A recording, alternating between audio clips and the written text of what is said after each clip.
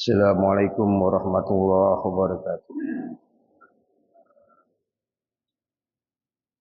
Alhamdulillah wala haula wala quwata illa billah amma ba'd wa ba'da tahiyah.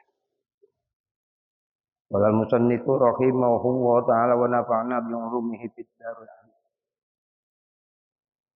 Al-Fatihah jalib min kulli khair dafi'a min kulli syarr. Lana wa li ahbabina ajma'in.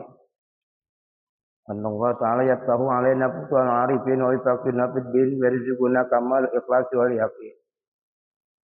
Wa taqassana wa taqassahum bi rahmati wal maghfirah.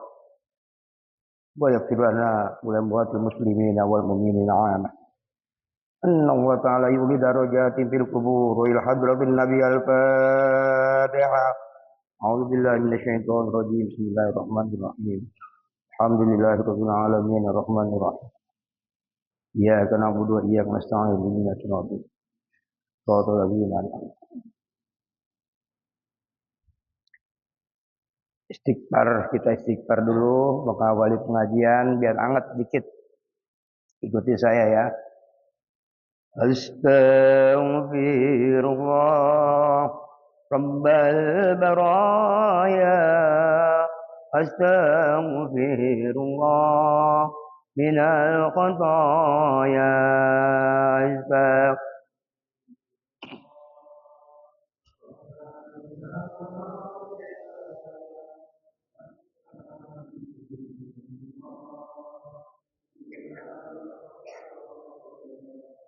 Astaghfirullah minal khataya. Astaghfirullah minal khataya. Astaghfirullah rabbal baraya. Astaghfirullah minal khataya. Astaghfirullah rabbal baraya. Astaghfirullah minal khataya. Alhamdulillah, saat ini kita ada di penghujung tahun, tanggal 29 ya. Tanggal 29 Rabu kita sudah berganti tahun. Hari ini, esok udah kita tinggalkan. Hari yang pernah kita tinggalkan gak pernah balik lagi. Semakin ke depan kita hidup, hari yang pernah kita tinggalkan justru semakin jauh. Tapi yang namanya kematian, semakin ke depan kita hidup, justru kematian itu semakin dekat dari kita. Setiap kita pasti akan mengalami yang namanya maut.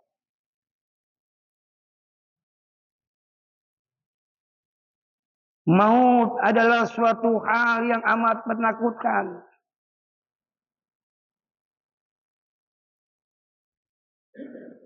Bahkan orang-orang kafir, kalau sudah datangnya namanya kematian, wahum yafirruna 'anil maut.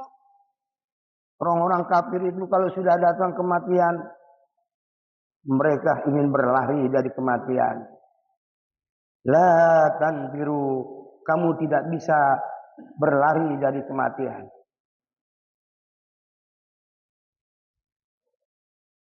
Kematian adalah suatu penyakit yang tidak ada obatnya.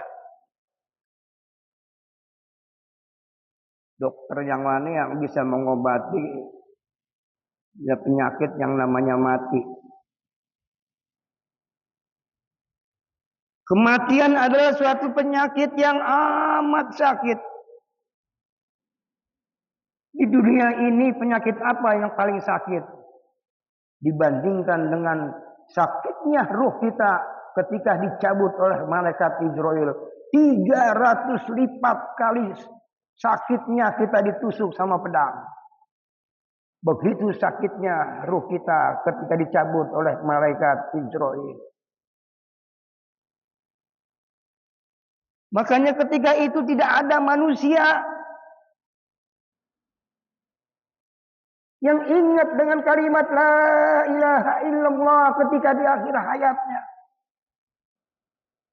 Hanya orang-orang tertentu lah yang Allah kehendaki ketika rohnya dicabut, dia bisa mengucapkan la ilaha illallah. Tapi rata-rata dia tidak sanggup mengucapkan la ilaha illallah. Karena begitu sakitnya roh kita ketika dicabut oleh malaikat Israil.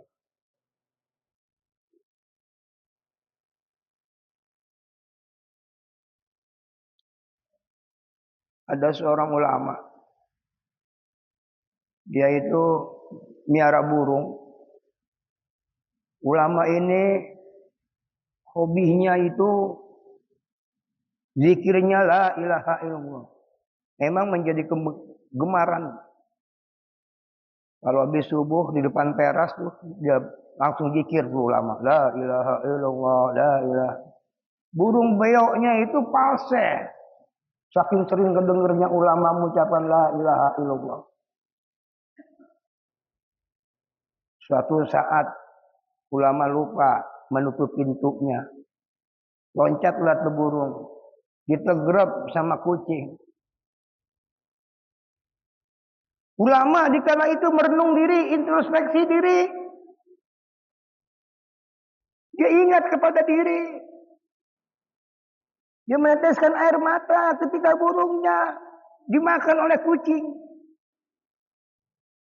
Apa yang dikatakan oleh ulama dalam hatinya, ya Allah ya Rabb,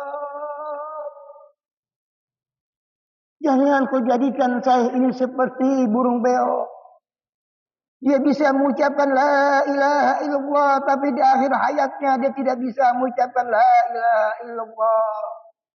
Jangan kau jadikan saya ini seperti burung beo ya Rabb.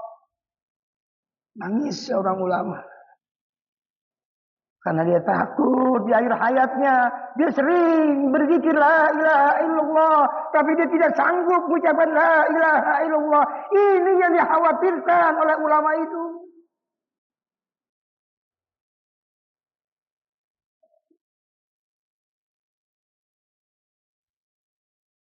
Sulit untuk mengucapkan la ilaha illallah.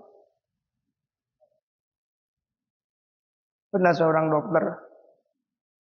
Dia bilang sama saya, Ustaz, saya ini pernah 100 orang ketika sakaratul maut. Itu saya talkinkan. La ilaha illallah. Ternyata Ustaz, dari yang 100 orang itu cuma 8 orang yang lidahnya kumat kamit dan suaranya terdengar sama saya itu 8 orang doang bisa mengucapkan la ilaha illallah. Akhirnya saya pengen tahu di 8 orang ini nih, yang lainnya nggak sanggup, oh dia sanggup. Saya datang ke rumahnya satu persatu. Saya tanya tentang almarhum ini. Ternyata orang yang 8 ini orang biasa, bukan orang yang mewah hidupnya. Dia sederhana. Tapi dia itu cinta, gemar sama sodako. Ada yang tiap hari dia taruh tuh uang 2.000, 1.000. Kalau hari Jumat dibawa katanya. Ada 10.000, ada 20.000. Ditaruh di kotak amal. Ada juga pasiennya katanya cinta kepada anak yatim. Setiap hari anak yatim dikasih jajan. Padahal hidupnya sederhana. Yang 8 orang ini benar-benar gemar cinta kepada sedekah. Ada pembangunan masjid, musola. Ada kegiatan mi'raj, maulid, selalu membantu. Ini 8 orang ini memang orang-orang gemar bersedekah. Pantas kalau di akhir hayatnya dia mampu mengucapkan la ilaha illallah dengan pertolongan Allah Subhanahu wa taala.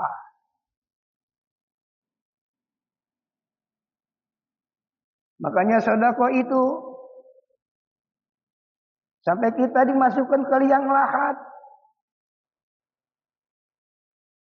Sebelum kita ditanya oleh malaikat munkar nakir,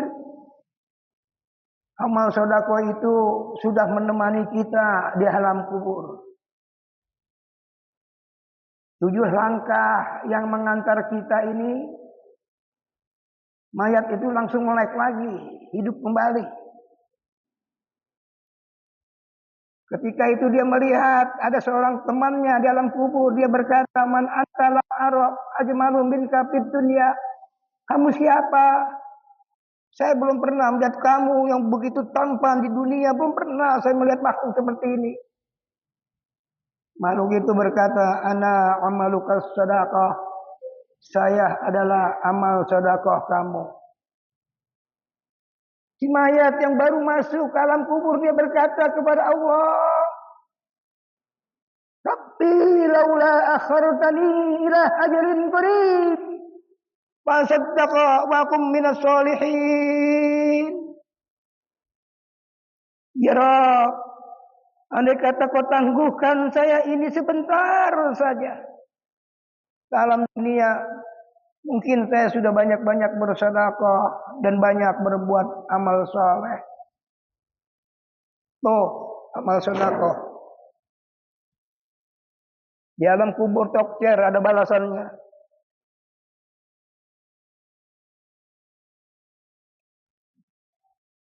Makanya kita gemar-gemarlah kita. Tanamkan di hati kita ini cinta kepada sedekah. Karena setiap kita pasti akan mengalami yang namanya maut. Kullu nafsin dha'iqatul maut. Setiap kita pasti akan mengalami yang namanya mati. Kapan kita akan mengalami mati? Tahu nggak kita kapan kita mati?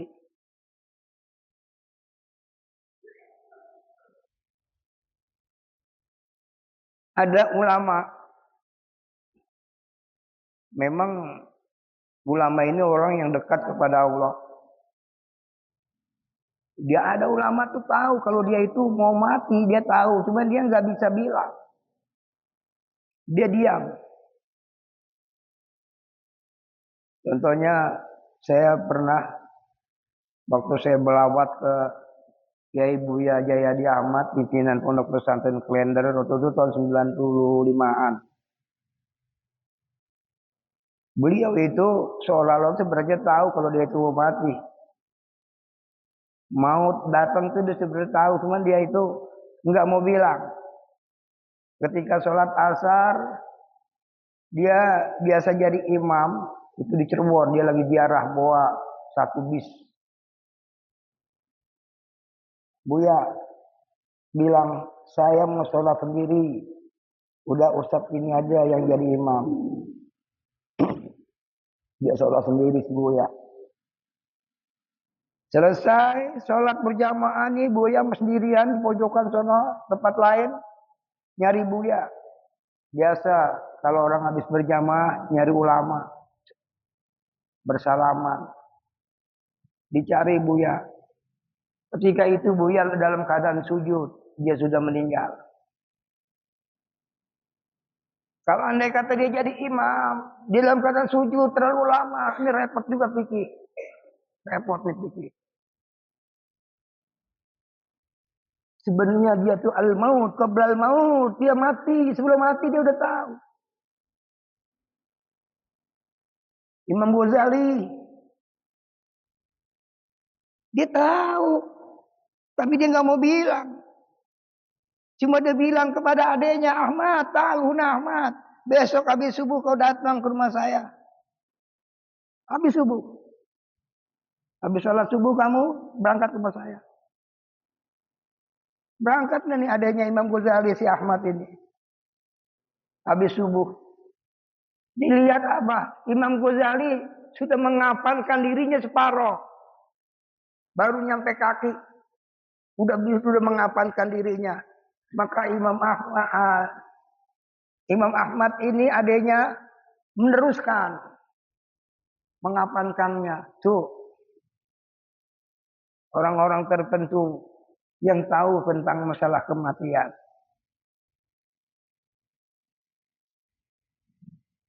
Sebenarnya kita juga ini bisa tahu kita mau mati ini, kita sebenarnya tahu. Mau saya kasih tahu ilmunya? Hah? Mau? Kayaknya tegang amat ya kalau bicara masalah kematian, tegang ya. Kira-kira mau nggak kalau saya kasih tahu kalau Bapak ini nanti mati mau datang itu tahu? Hah? Ada Pak. Di Indonesia ini, bahkan di seluruh dunia juga ada. Dia tuh tahu kalau mau mati. Nih, yang pertama, teroris kena vonis mati. Dia tuh tahu tuh, di penjara misalnya setahun, keluar dari penjara langsung didor. Dia di penjara tahu tanggal berapa dia bakalan divonis mati, tahu. Bandar narkoba kena vonis mati, tuh Budiman tuh 2 tahun dia di penjara. Habis 2 tahun didor, dia tahu. Kalian tadi bulat-bulatin sama dia. Ini bakalan nih tanggal ini nggak bisa ngeliat matahari lagi nih. Tahu. Makanya Budiman itu udah ada seorang penjara bilang selama 2 tahun Budiman itu masuk Islam.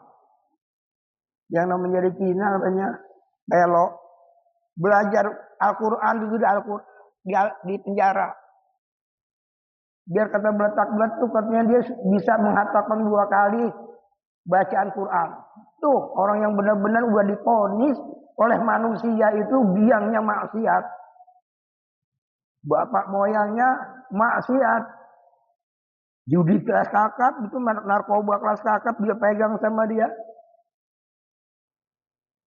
Wallahu alam. Siapa yang tahu dia mati dalam keadaan apa? Bisa aja dia mati dalam keadaan husnul khotimah. Karena dia mau tahu 2 tahun lagi dia mau mati. Nah kalau kita nggak tahu kapan kita mau mati, kita nggak tahu.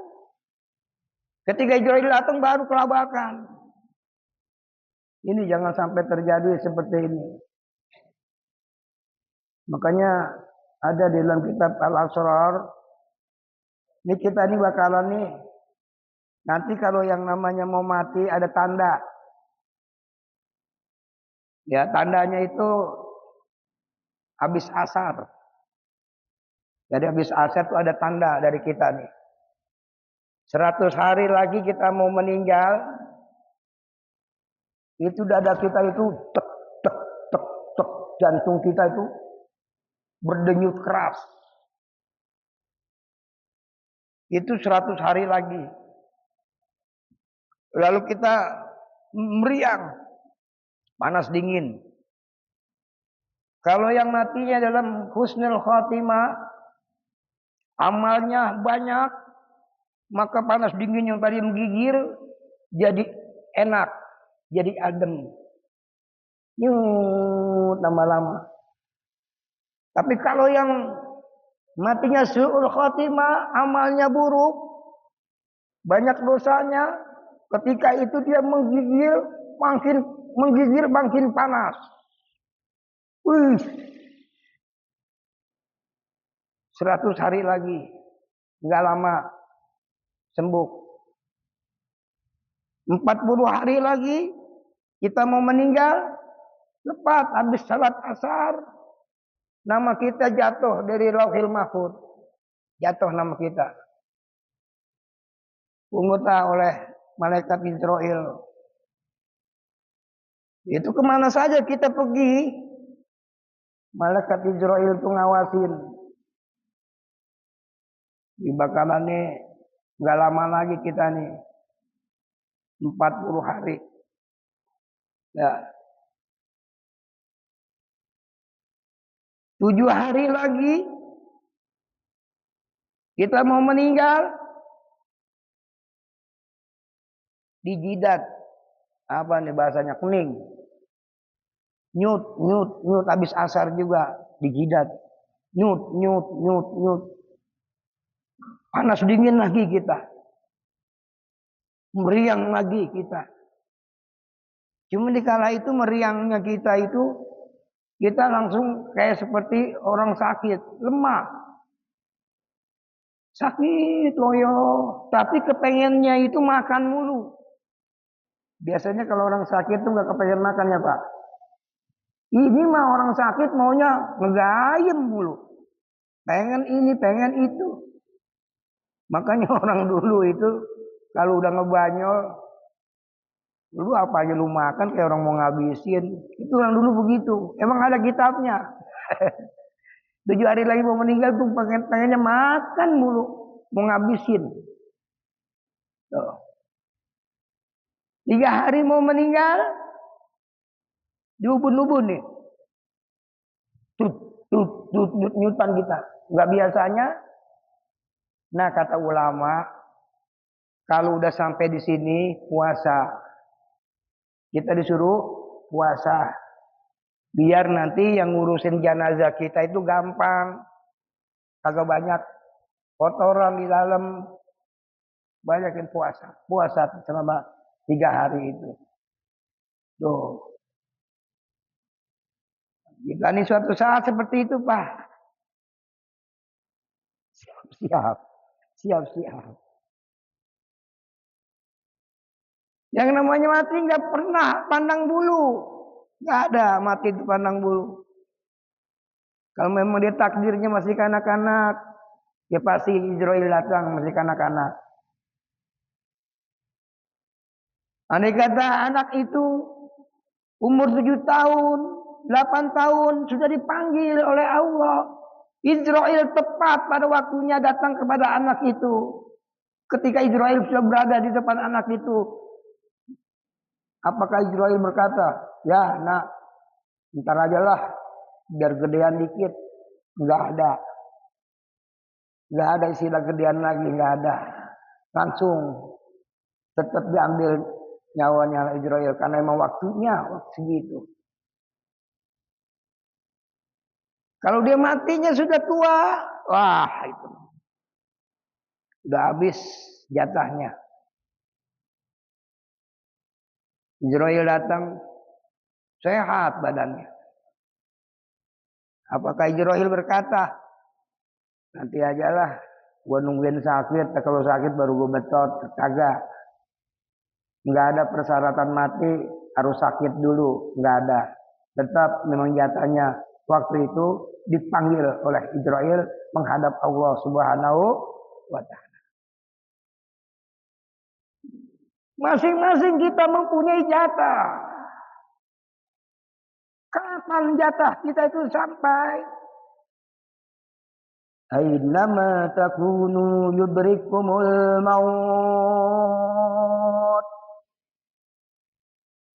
Di mana saja, di lautan, di daratan, kita berada. Kalau memang itu jatah kita sampai, maut akan menjemput kita. Ketika ajal sudah sampai di hadapan kita, Israel sudah berada di hadapan kita. Bisakah dikala itu yang namanya harta kita, pangkat kita, jabatan kita, anak-anak kita dapat mencegah kita dari cengkeraman bahaya Israel? Ketika napas sudah sampai di tenggorokan, adakah dikala itu istilah tawar menawar, sogok menjogok? Idza jaa ajaluhum fala yastakhiruna sa'atan wa la yastaqdimun. Kalau ajal sudah tiba, sesaat pun tidak bisa diundur majukan. Makasih.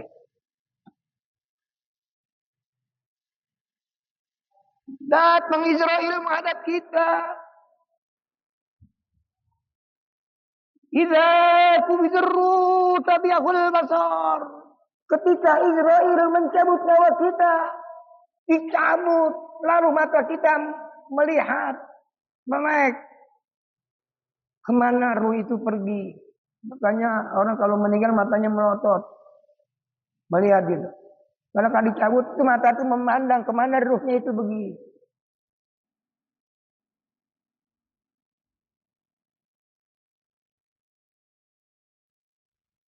Makanya cepat-cepat kalau ada yang meninggal, matanya ditutup. Jangan lama-lama, harus berkaku.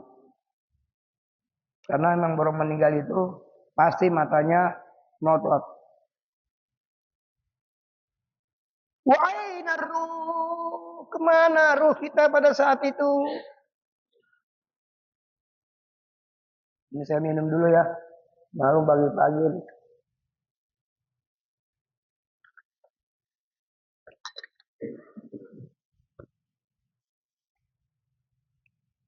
Wahai ruh, kemana ruh kita pada saat itu?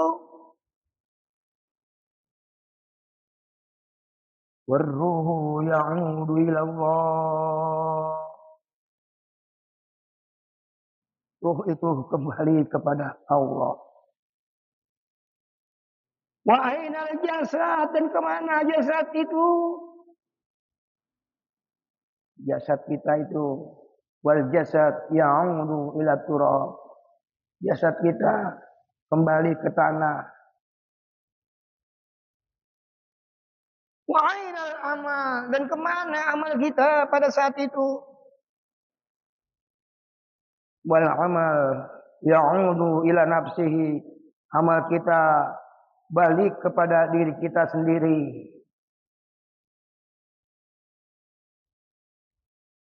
Masuklah kita namanya alam barzah. Alam kubur, barzah artinya berpisah. Dunia udah lewat, akhirat belum. Itu barzah namanya. Makanya Abu Bakar itu kalau Rasul bercerita bagaimana azab neraka, Abu Bakar itu biasa-biasa aja. Tapi kalau udah Abu Bakar mendengar Rasul tentang masalah alam barzah, nangis Abu Bakar. Makanya Abu Bakar berkata, Al-qabru manzilun min manazilil akhirah. Kubur itu adalah suatu terminal dari berbagai terminal akhirat. Baru satu terminal di kubur ini. Kata Abu Bakar, kalau kita selamat di alam kubur, nah di sana juga selamat. Tapi kalau di alam kubur kita diles-iles, habis di akhirat juga kita digarang, bakar kita. Makanya kuncinya adanya di alam kubur. Serem alam kubur itu. Belum lagi kalau ditanya sama munkar nakir, ya Allah. Semua pada takut kalau ditanya sama munkar nakir.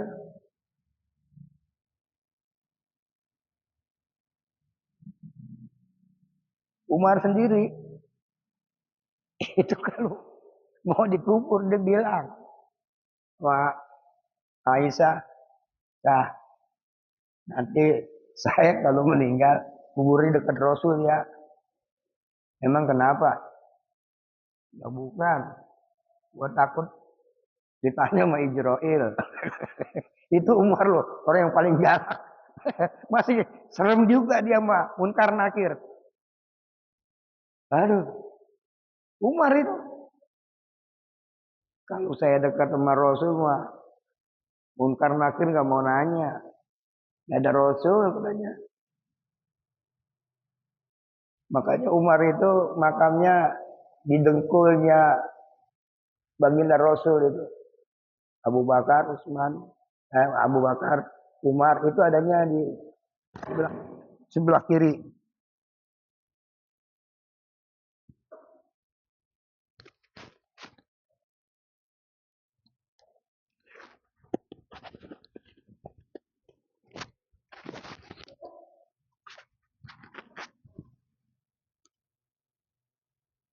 Jadi ketika Umar meninggal, yang lain pada pulang. Ini Ali penasaran. Dia pengen tahu di Umar nih. Makanya Ali berdoa kepada Allah, ya Allah, bukalah hijab saya. Biar saya bisa ngeliat Umar ini bagaimana dia ditanya oleh Munkar Nakir. Sampai segitunya Ali kepengen tahu nih orang yang galak. Dia kira-kira ditanya Munkar Nakir. Takut apa kagak? Memang orang dekat kepada Allah. Ali dibukalah hijabnya oleh Allah, melihat Umar di dalam alam kubur itu. Ternyata Munkar Nakir itu serem tampangnya. Umar bentak tuh Munkar Nakir, kamu siapa kemari-mari? Dibentak oleh Umar. Munkar Nakir lapor kepada Allah. Ya Rob, ini hambamu digalak amat, saya dibentak. Sudah, dia itu dekat kepada baginda Rasul. Udah, nggak usah ditanya. Makanya kalau nggak ditanya, dia alam kubur enak. Langsung tidur. Siapa yang kagak ditanya? Orang yang mati syahid. Itu nggak ditanya. Langsung tidur aja yang tadi akhirat. Baru dia itu ditanya. Oh, orang mati syahid bisa Ustaz masuk neraka. Ya bisa aja. Kalau nggak ada kuburnya dia kagak apa? Nggak diseksa. Tapi di akhiratnya belum tentu kalau udah banyak utang. Lu utang ini nanti. Utangnya banyak lo masih A, si B. Kebenaran aja dia ikut perang.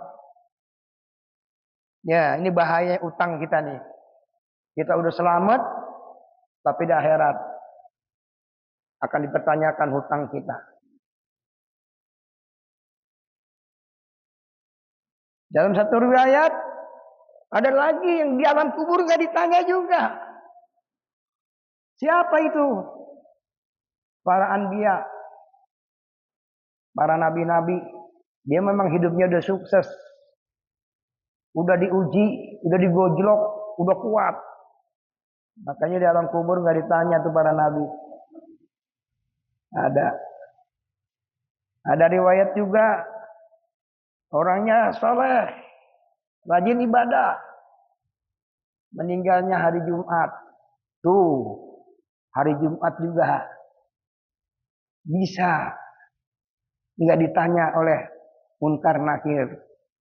Makanya di sini ini mudah-mudahan kita ini semua wafatnya pada hari Jumat. Amin ya robbal. Nggak ditanya kita. Serem kalau ditanya, serem. Apa sih artinya Munkar Nakir? Artinya apa sih? Munkar itu artinya serem. Nakir artinya menyeramkan. Jadi yang satu artinya serem, yang satu artinya menyeramkan. Ini kalau udah dia masuk ke alam barzah, dia bawa palu tuh, dua-duanya tuh. Palu. Kalau nggak bisa ditangi, dikemplang. Mendem. Nongol lagi. Dan palunya itu dalam satu riwayat, andai kata di manusia sedunia ngegotong tuh palu itu nggak keangkat. Nah sekarang sekali gedik kita di situ, bablas ke dalam, nongol lagi.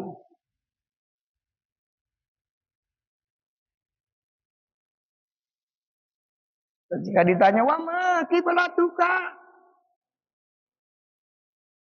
dia nggak bisa jawab, atau dia bohong. Al-Ka'bah tu kiblati, dia bohong misalnya nih si mayat ini, atau dia nggak bisa jawab. Dipanggil tuh Ka'bah, oleh Munkar Nakir, Ka'bah tahu nak Ka'bah, banyak Ka'bah. Ini dia ngaku bahwa kiblatnya adalah engkau, hai Ka'bah. Bener? Enggak. Dia enggak pernah sholat dia. Pukul sama Munkar. Bos. Menjerit dia. Makanya di alam kubur itu semeraut. Andai kata Allah mendengarkan kita bagaimana semrautnya alam kubur, bagaimana pedihnya siksaan alam kubur, kita ini diperdengarkan oleh Allah. Oh, udah nggak bisa tidur kita, makan juga nggak enak, maunya ibadah dulu. Sayangnya kita ini nggak diperdengarkan.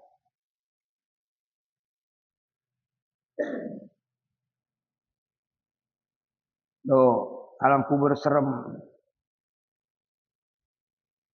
Makanya nih mau ganti tahun. Jadi temanya ini berganti tahun sampai jam berapa saya ngomong nih? Nggak kelihatan saya jam ini. Berapa menit lagi? Hah? Ustaz Rasmadi, berapa menit lagi ya? Hah? 5 menit lagi. Sebentar amat saya ngomong. Tambahin ya. Sampai jam 8. 5 menit lagi. Ya, saya lanjut.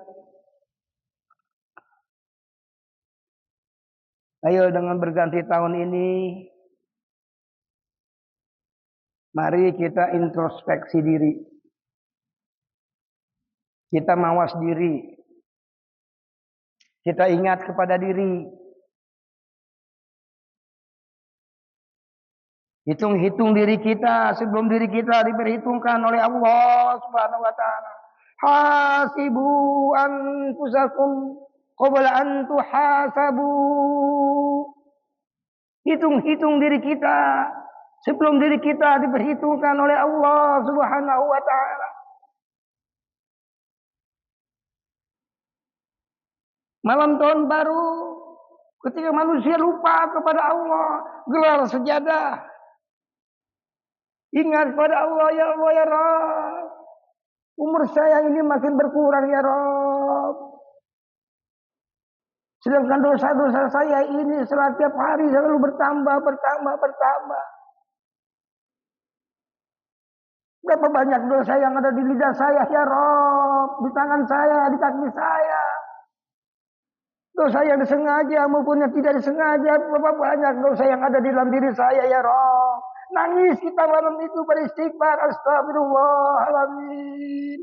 Andai kata malaikat Israel datang kepada saya, ya Rabb, lalu dosa saya belum kau ampunkan, celaka saya nanti di alam kubur, ya Rabb.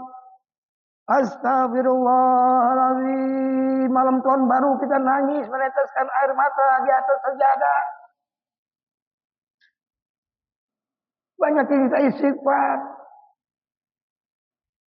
Bukannya malam tahun baru ini kita lupa kepada Allah. Ini umat Islam ini justru kalau malam tahun baru itu lupa kepada Allah. Yang ada hura-hura, yang ada poya-poya, yang ada menghambur-hamburkan uangnya di malam tahun baru. Coba lihat nanti hari Selasa. Ini hari Selasa itu malamnya mau tahun baru. Bersiap-siap. Bahkan hari Senin aja, untuk Senin itu puncak itu udah penuh. Hotel-hotel udah penuh. Tempat hiburan rame. Belum lagi yang beli petasan kembang api. Udah dipersiapkan. Jutaan karena banyak uang. Dia persiapkan untuk menghabiskan uangnya di malam tahun baru. Ya Allah. Sebelahnya anak yatim dia tidak hiraukan.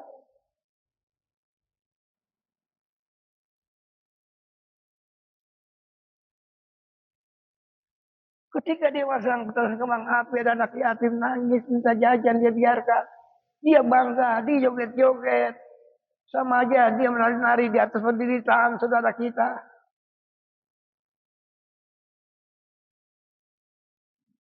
Lihat lagi malam tahun baru.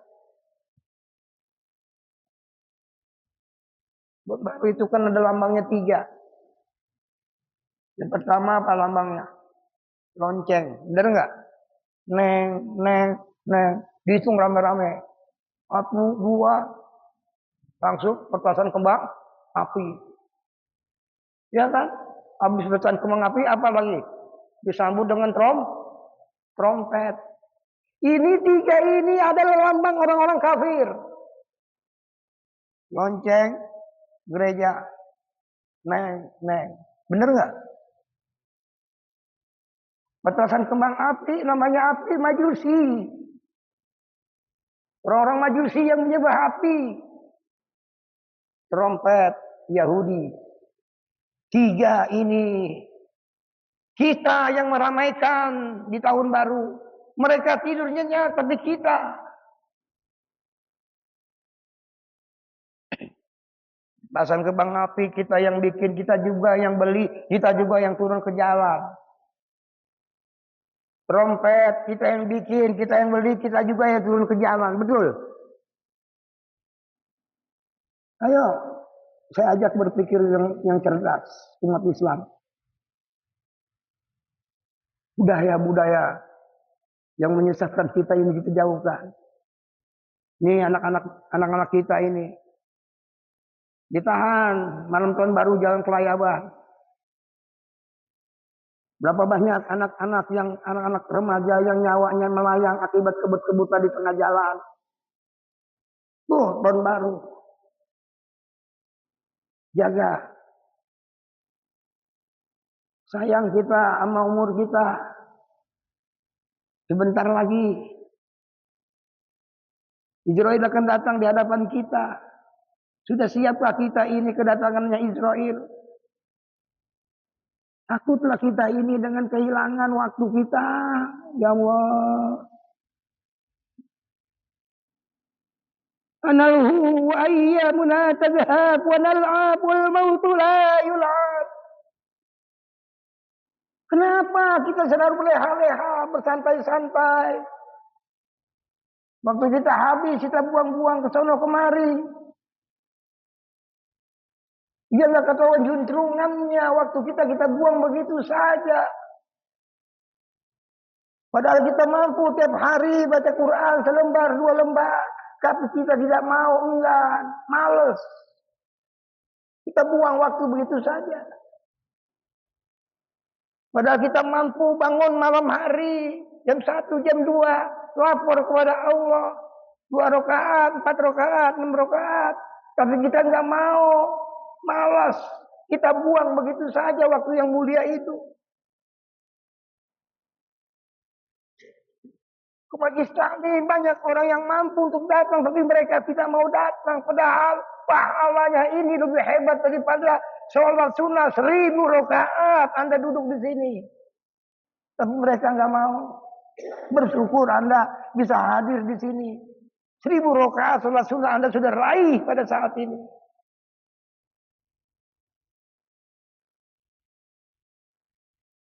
Habis waktu mereka untuk main-main.